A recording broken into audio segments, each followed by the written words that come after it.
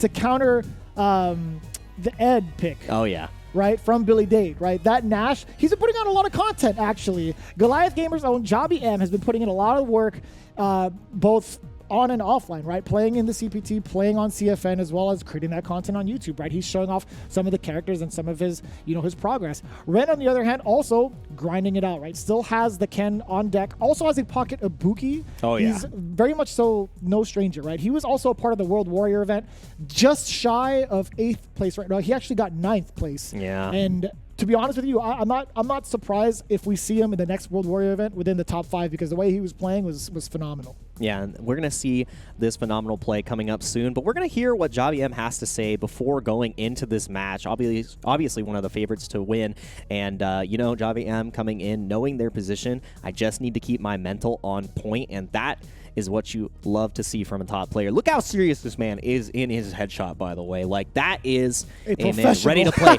This guy is a professional.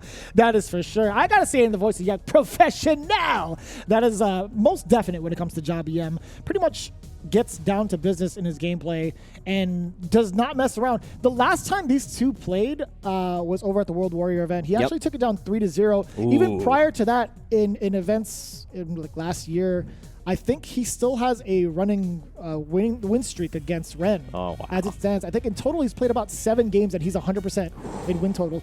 But I want to know what happens this time around. I think there's a lot of data to be digested for Ren's behalf. And I think one of the biggest things you need to note that is, I think with the current state of Karin, one, you're playing her online. One of the biggest things is that she is a hit confirm monster, right?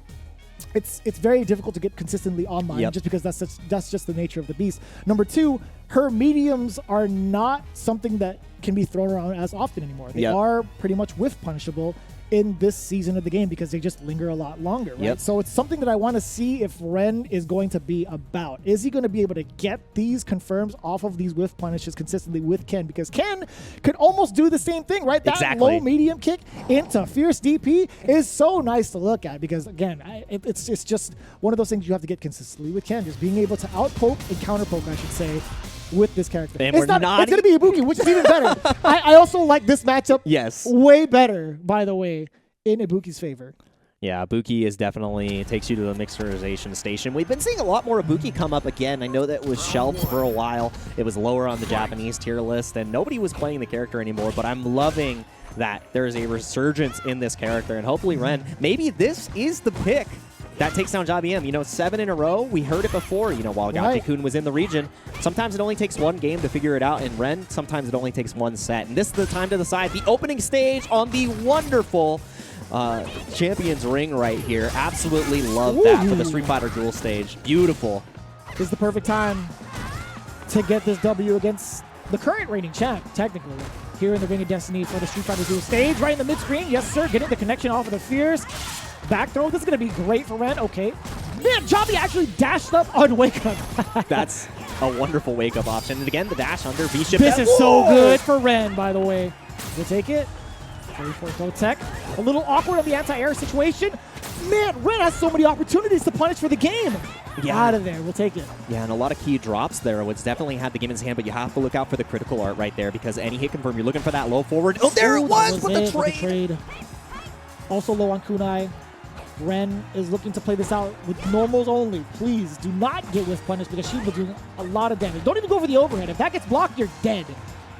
Nice and easy. Gets it. Ren walking right up. Counter hit, crouch jab. What a way to start game 1. Yeah, and I like that. The startup is going to be a little bit faster than the low-medium kick, and, JabhiM was looking for that one touch, but Ren getting that first round on the board, like we said, all it takes is one, and get off of me. We're not letting you apply any more pressure. Love that. And that was such a deep EX kunai, by the way. That hit towards the tail end of, the blast. You were like plus a million. Watch out now. I like the patience. Yeah. Up until that point, JabhiM actually decided to dash up into the Fierce. Ren now on a defensive streak. Here comes the activation, trying to slow down the momentum. Oh, that's huge. That is absolutely pivotal. Oh! Quick little reset. The kunai goes a little bit too far, and again, still has a little bit of V-trigger left in the tank. Has critical art as well. Can spend on the next hit to get this kill. You have to hold out on all pressure, and a jump out of the corner. You cannot let Ren escape like that. No, there. Back throw.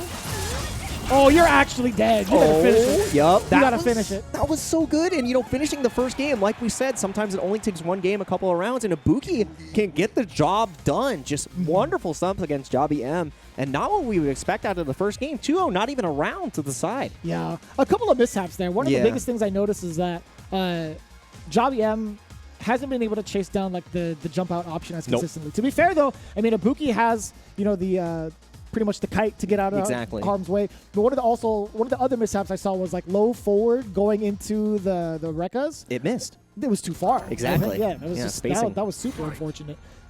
Him not being able to recognize that the first 2 hits were blocked and not giving himself time to retreat to safety was a pretty bad deal. Yeah, canceling in the sweep, and you know, not a bad deal right there. We just talked about the kite to escape the corner and immediately checking it in the air. So JabhiM ready for that answer, but again, mix up, same side throw. Love that. And the shimmy once again, stun on next touch. You cannot afford to take the hit here. Big counter hit, but no confirm, and now sweep activate. It's my time to party. Not too bad of a deal for Jabhi, right? Getting out of stun territory as well as the corner pressure. But man, a couple of mishaps too. Ren readjusting mid-screen, checking with the Fierce. Checking the movement immediately afterwards. JabhiM is looking for some damage. Does get over the dash. No, you cannot finish that. Standing short to send medium punch is already tough enough getting into the counter hit link. Yeah, and now Ren in that danger zone has to look out for any normal because any whip punish should lead. No, what is that whip right there? You had the game. I'm not sure what's happening on the side of JabhiM. I've never seen this many drops. Oh, but yeah, it's dropping to the ground. There we go. Finally. Keep it simple. Just give him a little kiss. Ooh-wee. That had me nervous. Not gonna lie, there were so many instances where Ren could have taken it right back. That's a punish incoming. We'll take it. Way to duck under the follow-up afterwards. Yeah, forward throw. It happens afterwards again. JabhiM in stun territory. Ren dropped the follow-up. Once again, oh, big crush. Not able to get a follow-up, though. And now, again, pressure coming out from the side of Ren. You have to convert on this as much as possible. Spend a huge amount, only 1 bar, actually, to get that corner position. That's what matters the most here. Wow! What? That was sick.